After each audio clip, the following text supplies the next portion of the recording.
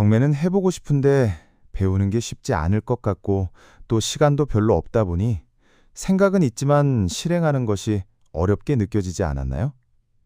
그런데도 없는 시간을 쪼개고 비용을 들여가면서 강의도 듣고 책도 보고 하셨을 겁니다. 이제 어느 정도 공부도 했고 큰 마음 먹고 입찰을 해보려고 합니다. 그런데 막상 권리 분석을 끝내고 입찰 준비를 하면서도 왠지 모를 불안감이 나를 멈칫하게 만듭니다. 열심히 노력하고 비용을 들여가면서 공부를 했는데도 내가 분석한 내용에 확신을 줄 수가 없습니다. 내가 모르는 함정이 있거나 분석에서 실수한 것은 없을까? 그 불안한 마음을 제가 잘 압니다. 그것은 무엇 때문일까요? 여러분이 부족해서가 아니라 실전에 꼭 필요한 확신이라는 마지막 조각을 찾지 못했기 때문입니다. 자, 여기 보세요. 유튜브든 유료 강의든 강의 기법은 거의 대등소이합니다. 이제 제가 강의 중 매번 강조했던 확신이라는 마지막 조건을 위한 마스터키를 중심으로 강의를 진행하게 됩니다. 여러분은 이 강의를 듣고 나면 확신이라는 마스터키를 갖게 되실 것입니다. 그리고 그 불안감은 그저 오늘 내가 몇 등일까 하는 궁금증에 기인한 설렘으로 바뀌게 될 것입니다. 우리가 배우게 될 마스터키는 4가지입니다. 첫 번째가 매각 물건 명세서고요. 두 번째, 현황 조사서. 세 번째, 문건 송달 내역. 네 번째가 부동산 등기부등본. 이 4가지입니다. 이게 정말 중요한 포인트거든요. 첫 번째 매각 물건 명세서는 물건의 하자를 보여주는 가장 중요한 서류입니다. 그리고 두 번째 현황 조사는 현장의 목소리를 담은 리포트라고 봐도 무방합니다. 세 번째 문건 송달 내역은 우리가 가장 힘들어하는 숨겨진 함정을 찾아내는 레이더 역할을 하게 됩니다. 네 번째 부동산 등기사항 전부 증명서는 우리가 입찰할 물건의 역사를 기록한 장부라고 생각하시면 됩니다. 이 4가지 문건에 대한 체크포인트를 알려드릴 것입니다. 이 4가지 서류를 체크하는 방법을 마치고 나면 여러분은 실전에서 꼭 필요한 확신이라는 마지막 조각을 찾게 되실 겁니다. 어떠세요? 이해가 좀 되시나요? 이 채널의 강의는 경매 비법이나 테크닉만을 전하는 게 아니고요. 보다 근원적인 처방을 담으려고 하고 있습니다. 자, 이제 첫 번째 매각 물건 명세서부터 같이 한번 살펴볼까요? 자, 실제 서류를 한번 봅시다. 첫 번째 항목이 사건 번호네요. 이건 법원이 이 사건을 식별하려고 붙인 고유 번호인데 가끔 사건 번호가 2개 이상인 경우가 있어요. 이럴 땐 일단 체크해 두세요. 선행 사건과 후행 사건의 연관 관계를 따져봐야 하거든요. 경우의 수가 많아서 복잡해 보일 수 있지만 겁먹을 필요 없습니다. 선순위 임차인이나 선순위 권리가 없다면 그냥 체크 해제하고 넘어가시면 됩니다. 하지만 문제가 있다면 반드시 보완 조치를 하셔야 하죠. 여기서 키워드는 중복 경매, 선행 사건과 후행 사건, 문건 접수 송달 내역 등입니다. 자, 다음으로 넘어가 볼까요? 바로 물건 번호가 나오네요. 이 항목은 하나의 사건에 물건이 여러 개일 때 붙는 번호입니다. 쉽게 예를 하나 들어볼게요. 채무자 김 씨가 집도 있고 상가도 있고 토지도 있어요. 그런데 채권자가 받을 돈이 많아서 집 하나 파는 걸로는 빚을 다 못 갚는 거죠. 그래서 채권자가 김 씨 재산 전체를 다 경매에 넘긴 겁니다. 이럴 때 법원은 이걸 한꺼번에 파는 것보다 따로따로 파는 게 낫겠다고 판단해서 개별 매각을 진행하곤 합니다. 이런 경우에 각 물건마다 번호가 매겨지게 되는데요. 여러분, 입찰표 적으실 때 이 물건 번호 반드시 정확하게 기재하셔야 합니다. 물건 번호를 빠뜨리거나 잘못 적으면 애써 준비한 입찰이 무효 처리되고 맙니다. 그런데 말이죠. 이 물건 번호 안에 아주 무서운 함정이 하나 숨어 있습니다. 물건 번호는 단순한 구별용 숫자가 아니에요. 여러분의 소중한 투자금이 언제 회수될지 그리고 언제 명도를 끝낼 수 있을지를 결정짓는 아주 중요한 단서입니다. 물건 번호가 여러 개인 사건에서 가장 주의할 점, 바로 배당 시점입니다. 만약 이 사건이 동시배당으로 진행된다고 가정해보죠. 여기서 동시배당이란 여러 물건의 낙찰대금을 한날 한시에 모아서 나눠주는 걸 뜻하는데요. 자, 여러분이 입찰한 물건은 낙찰이 돼서 돈을 다 냈어요. 그런데 다른 번호 물건들이 유찰돼서 안 팔리고 있는 겁니다. 그럼 어떻게 될까요? 배당 기일이 잡히지 않아요. 임차인은 법원에서 보증금을 돌려받아야 방을 빼줄 텐데 돈이 안 나오니 나갈 수가 없는 거죠. 결국 낙찰자는 소유권을 얻고도 한참 뒤에나 집을 비우게 되는 최악의 상황을 맞이할 수 있습니다. 그래서 다수의 물건 번호 사건에 입찰하실 때는 반드시 다른 물건이 언제 낙찰될지, 배당은 언제쯤 이루어질지 예측해 보셔야 합니다. 만약 이 부분이 더 궁금하시다면 동시배당과 이시배당이라는 키워드로 지식서고를 검색해서 꼭 보완하시길 바랍니다. 자, 다음은 감정평가 및 최저 매각가 항목을 보겠습니다. 법원은 경매 신청이 들어오면 감정평가사에게 그 부동산의 가격을 매겨달라고 의뢰합니다. 위치, 상태, 거래 사례까지 종합적으로 따져서 금액이 나오죠. 법원은 바로 이 금액을 첫 경매의 기준 가격으로 정합니다. 여기서 감정평가사의 진짜 역할이 나옵니다. 단순히 가격만 정하는 게 아니에요.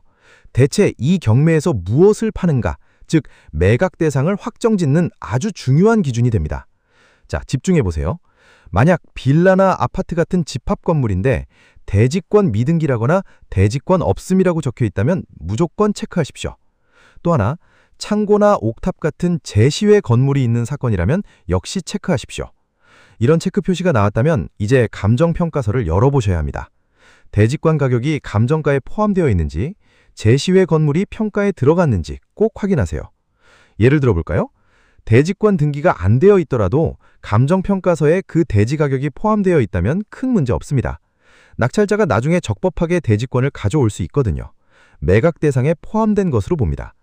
하지만 대지권 가격이 아예 빠져 있다면 시행사, 즉 사업 주체가 땅값을 원지주에게 모두 지급하지 못했거나 반대로 수분양자가 분양가에 포함된 토지 대금을 완납하지 않아 대지권 이전이 막힌 경우일 수 있습니다.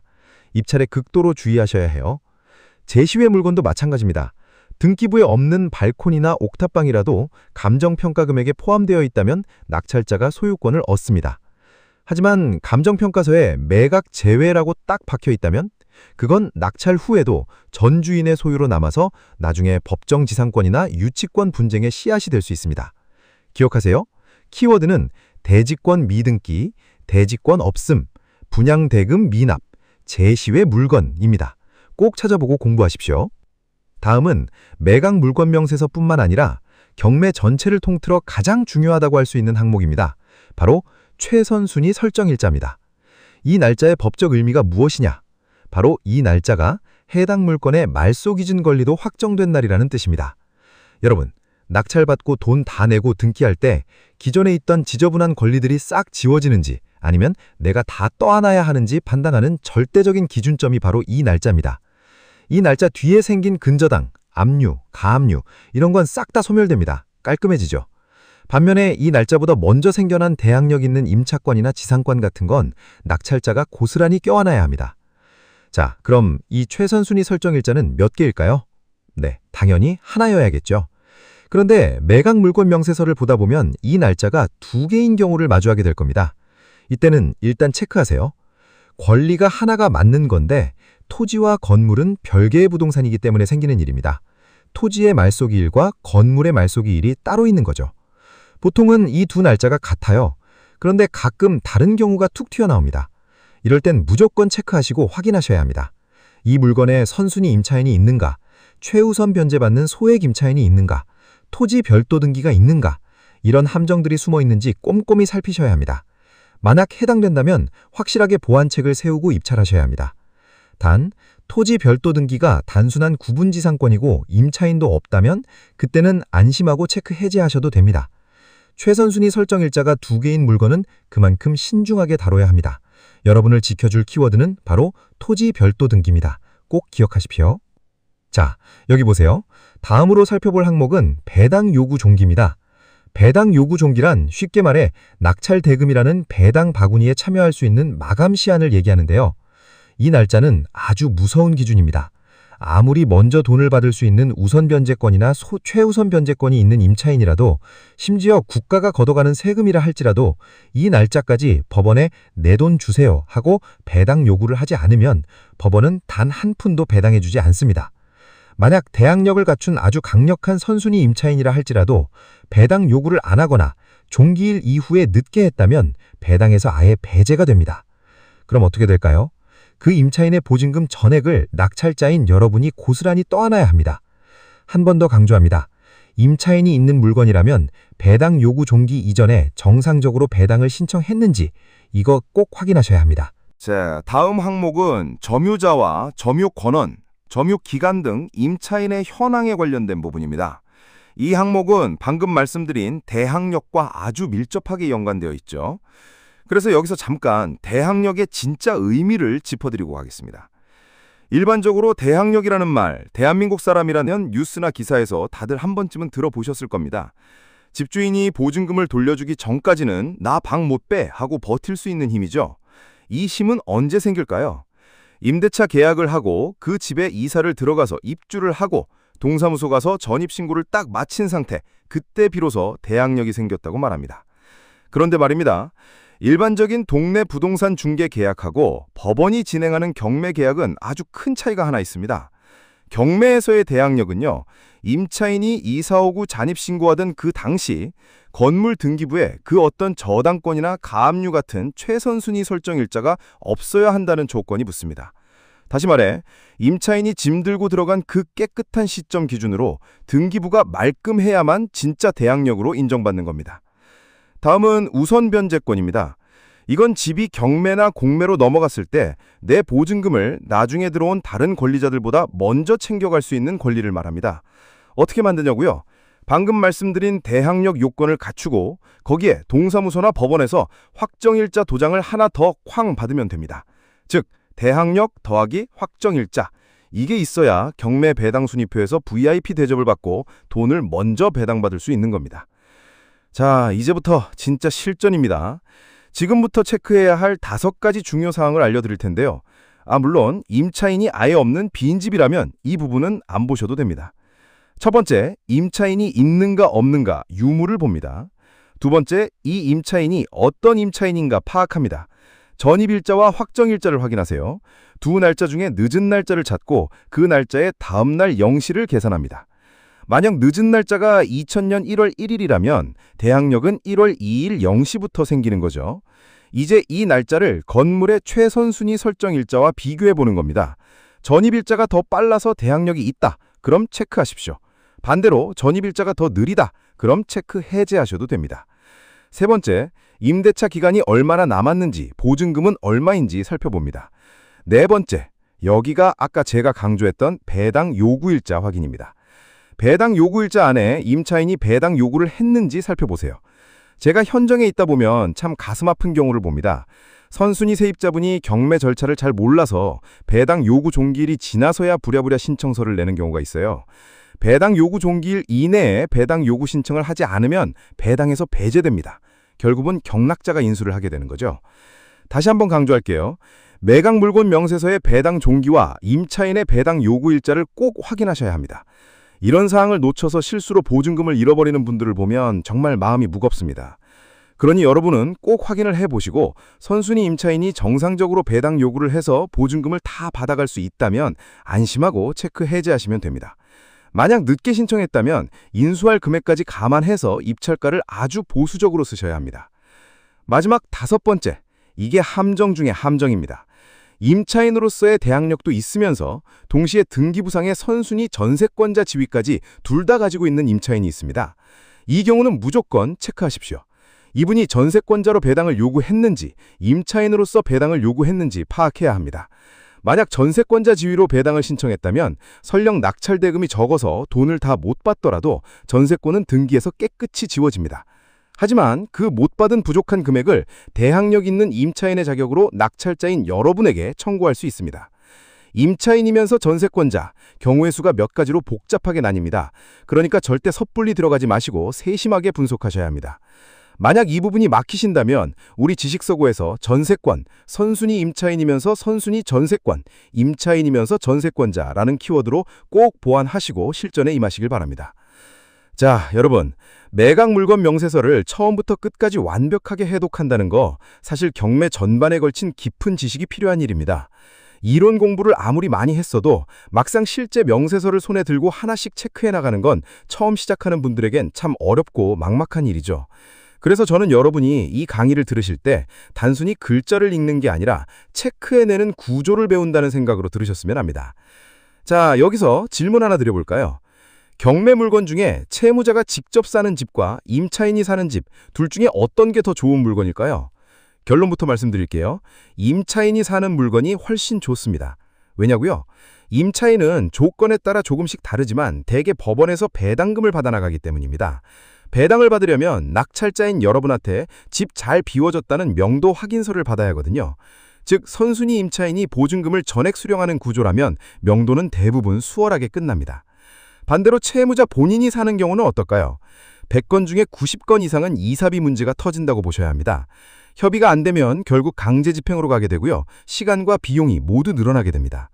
그래서 점유 현황은 단순히 누가 사느냐를 보는 게 아니라 명도 비용을 예측하는 핵심 항목입니다. 단 조심해야 할 게 하나 있습니다. 선순위 임차인이 보증금을 다 못 받는 경우인데요. 많은 분이 눈에 보이는 부족한 금액만 물어주면 되겠지 하고 단순하게 생각합니다. 하지만 반드시 문건 접수 및 송달 내역을 확인하셔야 합니다. 세금이나 임금 채권, 당해세 같은 것들이 튀어나와서 임차인보다 먼저 돈을 가져가 버리면 여러분이 인수해야 할 금액이 예상보다 훨씬 커질 수 있기 때문입니다. 문건 내역에 이상이 없다면 깔끔한 물건이지만 뭔가 복잡하다면 일단 체크하고 세밀하게 동석하십시오. 명도가 쉬운 순서를 살펴볼까요? 가장 좋은 건 선순위 임차인이 보증금을 전액 다 받아나가는 물건입니다. 두 번째는 소액 임차인이라서 최우선 변제금이라도 챙겨가는 물건이죠. 그 다음부터는 명도가 좀 어려운 물건들인데요. 보증금 일부만 찾아가는 임차인, 대항력이 없어서 전액 잃어버리는 임차인, 그리고 채무자가 거주하는 경우입니다. 이 세 가지는 거의 같은 상황이라고 보면 됩니다. 이사 비용이 일단 발생하게 되겠죠. 만약 점유자와 불미한 일이 생길 것 같다면 미리 점유 이전 금지 가처분을 고려하시고 잔금 내실 때 인도명령 신청도 꼭 같이 하시는 게 좋습니다. 자, 이제 매각물건 명세서의 가장 무거운 칸, 비고란으로 가보겠습니다. 비고란은 법원이 우리 책임 아니니까 너희가 알아서 판단해 라고 애둘러 표현하는 곳입니다. 여기엔 유치권이나 법정 지상권, 분묘 기지권 같은 특수 권리들이 들어갑니다. 통계적으로 비고란에 특이사항이 있는 물건은 전체의 30%가 채 되지 않습니다. 하지만 그 대부분은 상당히 무거운 물건입니다. 비고란이 비어있으면 구조가 단순한 물건이지만 복잡한 문장이 적혀 있다면 일단 유찰 확률이 높고 조심해야 할 물건입니다. 비고란은 모든 걸 공부하는 칸이 아닙니다. 위험 신호가 있는지 확인하는 칸이죠. 반드시 체크해야 할 4가지, 인수할 권리가 있는가, 매각 제외가 있는가, 특수 권리가 있는가, 그리고 배당의 특이사항이 있는가입니다. 특히 유치권이나 법정 지상권은 법원도 성립 여부 불분명이라고만 기재합니다. 법원이 판단해주지 않아요. 판단은 낙찰자가 해야 합니다. 여기서 실력이 갈리는 거죠. 초보자분들은 비고란에 이해 안 되는 문구가 있거나 인수, 성립 여부 불분명 같은 단어가 보이면 일단 멈추고 세밀하게 점검하십시오. 비고란을 읽을 수 있다면 수익의 크기가 보이게 될 겁니다. 지난 시간에는요, 우리가 매각물건 명세서를 아주 꼼꼼하게 살펴봤었죠. 권리관계를 깔끔하게 정리해주는 문서였습니다. 그런데 말이죠, 등기부등본이 아무리 깨끗해도 낙찰받은 후에 사람이 안 나가고 버티면 어떻게 될까요? 텅 빈 집인 줄 알았는데 갑자기 모르는 사람이 나타나면요. 그래서 오늘은 그 점유의 실체를 보여주는 아주 중요한 문서, 현황조사서 이야기를 해볼까 합니다. 현황 관련 서류는 크게 2가지가 있습니다. 하나는 지난번에 배운 매각물건 명세서고요. 또 하나가 오늘 우리가 공부할 현황조사서입니다. 이 현황조사서가 뭐냐 하면 법원의 명령을 받은 집행관이 직접 현장에 나가서 여기에 누가 사나 집 상태는 어떤가를 조사해서 법원에 보고한 리포트입니다. 법원은 경매 신청이 들어오면 즉시 집행관에게 명령을 내립니다. 그럼 집행관은 2주 이내에 점유자가 누구인지, 보증금은 얼마인지, 물리적인 상태는 어떤지를 조사해서 보고해야 하죠.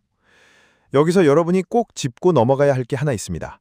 이 현황조사서는 집행관의 판단이 들어간 문서가 아닙니다. 단순히 사실을 기록한 사실조사 보고서라는 점이죠.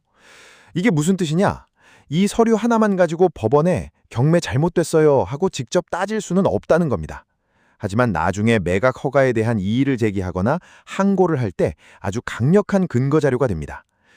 초보분들이 가끔 물으세요.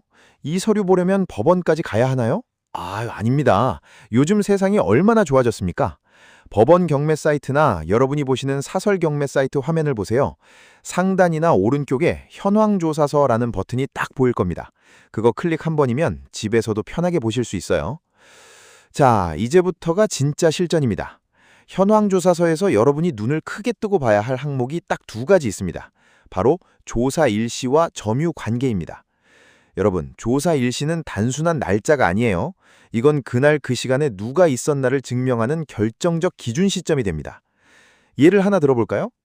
어떤 물건에 유치권 신고가 들어왔어요. 유치권의 핵심은 점유거든요.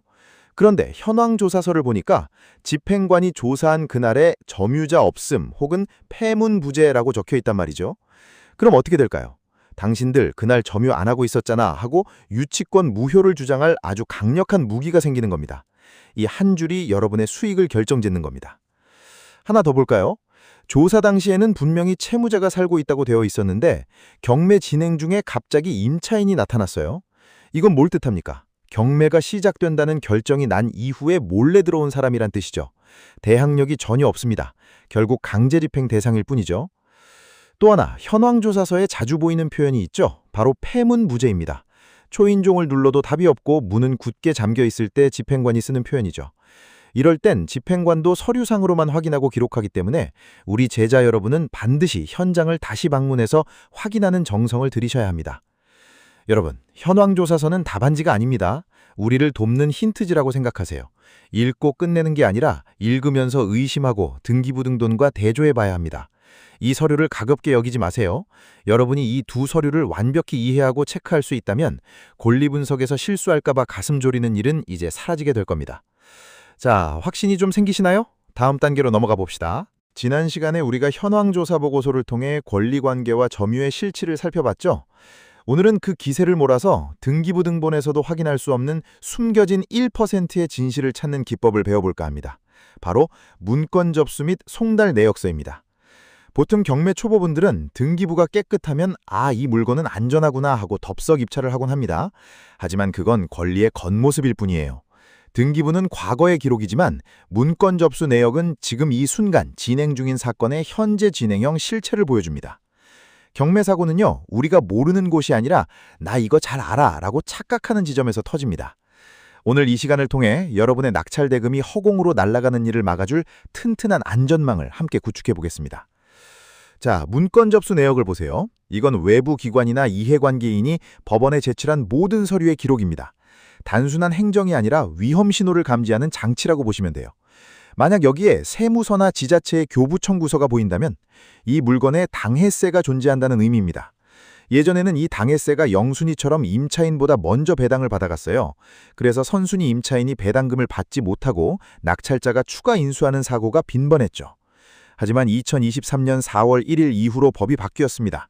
임차인의 대항력과 확정일자가 세금의 법정기일보다 빠르다면 임차인은 당해세보다 우선해서 배당을 받을 수 있습니다. 그러니 세금이 보인다고 무조건 위험한 건 아닙니다. 하지만 만약 예상치 못한 고액 세금이 뒤늦게 드러나서 인수금액이 늘어나는 중대한 변동이 생긴다면 그때는 매각 불허가 신청이라는 강력한 탈출구를 쓰셔야 합니다. 이 점 반드시 기억하십시오. 이번엔 가등기의 가면을 벗겨볼까요? 등기부만 보면 이게 소유권 이전 청구권 가등기인지 담보 가등기인지 구분이 어렵습니다. 이 가등기의 정체를 밝히는 단서가 바로 문건 접수 내역에 있습니다. 문건 접수 내역에 가등기권자의 채권 계산서 제출 내역이 있다면 그것은 담보 가등기입니다. 저당권과 동일하게 취급하고 매각으로 소멸됩니다. 하지만 채권 계산서 제출 흔적이 없다면 소유권을 확보하려는 소유권 이전 청구권 가등기일 가능성이 높습니다. 만약 이것이 선순위 가등기라면 낙찰 후에는 소유권을 상실할 위험이 있는 시한폭탄입니다. 이 경우에는 입찰을 멈춰야 합니다. 이어서 임금 채권에 대해 얘기해 볼게요. 문건 접수 내역에 근로복지공단이 등장했다면 즉시 긴장해야 합니다. 근로자의 최종 3개월 임금과 최종 3년치 퇴직금은 등기부상의 어떤 담보권보다도 앞서서 배당을 받는 최우선 변제권을 가집니다. 이들이 먼저 배당을 받으면 선순위 임차인의 배당금이 부족해질 수 있고 그 부족분을 낙찰자가 인수하게 되는 구조가 발생할 수 있습니다. 근로복지공단의 서류 접수는 배당표를 다시 계산해야 한다는 신호입니다. 이제 문건 송달 내역으로 넘어가겠습니다. 이건 법원이 보낸 편지가 누구에게 갔고 누가 받았는지를 보여주는 기록입니다. 우리는 채무자와 소유자 그리고 임차인을 주의 깊게 봐야 합니다. 송달 내역에 폐문부재, 특별송달, 공시송달, 송달간주 이런 단어들이 순서대로 적혀 있다면 현재 채무자나 소유자가 법원에 연락을 의도적으로 피하고 있을 가능성이 있습니다. 이것은 명도 저항이 없을 거라는 긍정적인 신호일 수도 있지만 동시에 내부 물건이 방출되어 강제 집행 비용이 발생할 가능성을 의미하기도 합니다. 특히 임차인인데 공시송달까지 갔다면 더 위험합니다. 임차인의 저항 가능성이 있을 수 있기 때문입니다. 마지막으로 무잉여가 예상되는 물건을 주의하세요.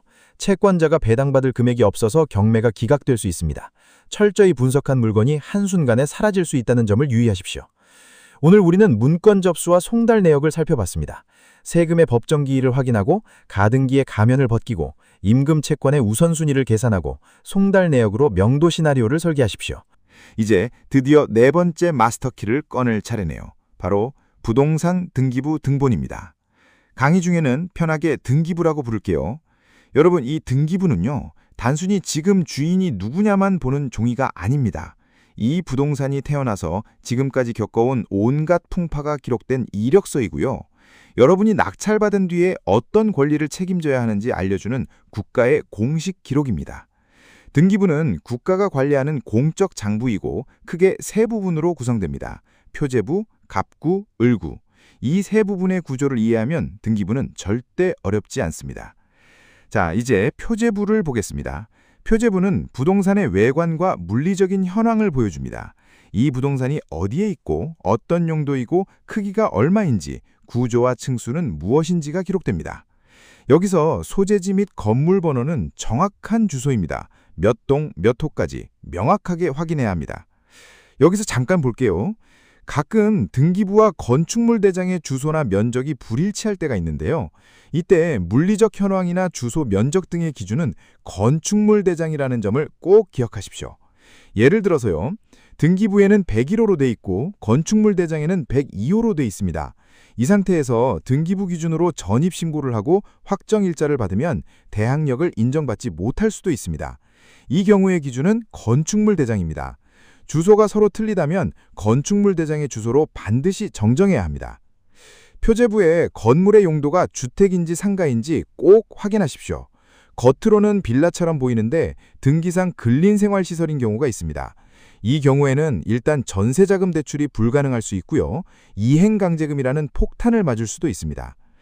집합건물의 표제부 하단에는 대지권의 표시가 있는데요. 이 대지권 표시가 등기가 되지 않은 것들이 있습니다. 아파트나 빌라인데 대지권 표시가 비어 있다면 대지권 미등기 상태인 것입니다. 신축 빌라나 아파트에서 일시적인 현상일 수도 있지만 토지대금 미납으로 대지권이 없는 경우도 있으니까 유의하셔야 합니다. 이 경우에 토지를 별도로 매수해야 되거나 토지 소유자로부터 철거 소송을 당할 위험도 반드시 확인해야 합니다. 표제부에 토지 별도 등기 있음이라는 문구가 있다면 토지의 근저당이나 가압류가 남아있다는 뜻인데요. 집합 건물은 건물과 토지가 함께 움직여야 하는데 토지의 권리가 남아있으면 낙찰자가 인수할 가능성도 있습니다. 반드시 매각 물건 명세서에서 낙찰 후 인수 조건인지 소멸하는 것인지 확인하세요. 대한민국 법제상 토지와 건물은 별개의 부동산입니다. 그래서 단독주택이나 다가구, 상가 같은 것들은 토지 등기부와 건물 등기부가 따로 존재하거든요. 경매 입찰 시 반드시 이 두 개 모두 확인해야 합니다. 건물 등기부만 보고 판단을 하면 토지 권리에서 사고가 날 수도 있습니다. 소유권의 역사를 기록한 갑구는 단순히 주인의 이름만 보는 것이 아닙니다. 채무자의 경제적 진행 과정과 소유권을 둘러싼 법적 전쟁의 기록이기 때문에 그렇습니다. 그래서 등기부를 열람할 때는 말소 사항을 포함시킨 등기부를 보는 것을 추천합니다. 갑구에서 우리가 읽어야 할 것들은 소유권의 이전 날짜와 압류나 가압류의 등장 시점입니다. 이 날짜들을 흐름대로 연결하면 채무자의 상태가 보입니다. 만약 카드사나 캐피탈, 세무소 등이 동시다발적으로 압류나 가압류를 걸었다면 이건 무엇을 의미할까요? 바로 경매가 시작되기 전부터 채무자의 경제적 상황이 완전히 무너졌다는 몰락의 징후입니다. 여기서 우리가 살펴야 할 아주 중요한 포인트가 있습니다. 세무서 압류가 보이면 무조건 당해세 리스크를 다시 점검해야 하고요. 송달이 제대로 되지 않을 가능성, 즉 공시송달 여부를 확인해서 나중에 명도를 어떻게 진행할지 미리 머릿속으로 시나리오를 그려봐야 합니다. 이제 을구를 좀 살펴볼게요. 을구는 한마디로 배당금과 우리가 추가로 물어줘야 할 인수금액을 결정하는 돈의 흐름에 대한 기록입니다. 누가 주인에게 돈을 빌려줬는지, 그리고 누가 먼저 그 돈을 받아가는지 그 순서를 보여주는 곳이죠. 만약 대출이 제1금융권 중심으로만 깔끔하게 있다면 비교적 양호한 상태입니다. 하지만 저축은행이나 대부업체가 줄지어 등장한다면 이건 채권 최고액이 계속 늘어나는 흐름, 즉 빚으로 빚을 갚는 돌려막기의 흔적입니다. 아주 심각한 채무 구조라고 예측할 수 있죠. 또 하나 주의할 점, 을구에 있는 채무 합계액이 집값을 훌쩍 넘었는데 경매를 신청한 사람이 저 뒤에 있는 후순위 채권자라면 법원에서 가져갈 돈도 없는데 경매 왜 하느냐 하고 취소시키는 무잉여 기각의 위험을 반드시 계산해봐야 합니다. 을구에서 가장 빠른 근저당은 보통 말소 기준 권리가 되고요. 그 뒤에 오는 권리들은 낙찰 후에 눈 녹듯이 다 사라집니다.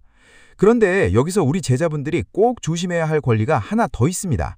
바로 전세권입니다. 말소 기준 권리보다 빠른 선순위 전세권은 정말 주의 깊게 보셔야 해요. 이 전세권자가 배당 신청을 했거나 직접 경매를 신청했다면 사라지지만 가만히 있다면 낙찰자인 여러분이 그 돈을 다 물어줘야 합니다. 이건 문건 송달 내역만 봐도 금방 알 수 있으니 너무 걱정 나세요.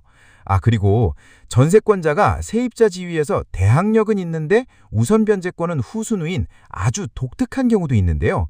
이런 경우 일단 체크하세요. 그리고 키워드 전세권으로 우리 지식서고를 참고해 주세요. 이건 제가 나중에 권리별 강좌에서 아주 상세하게 풀어드리겠습니다. 을구에서 가끔 보이는 지상권, 이것도 은행이 대출해주면서 땅을 마음대로 쓰지 못하게 묶어둔 경우가 많은데 이건 대출 갚으면 같이 사라지니까 너무 겁먹지 않으셔도 됩니다.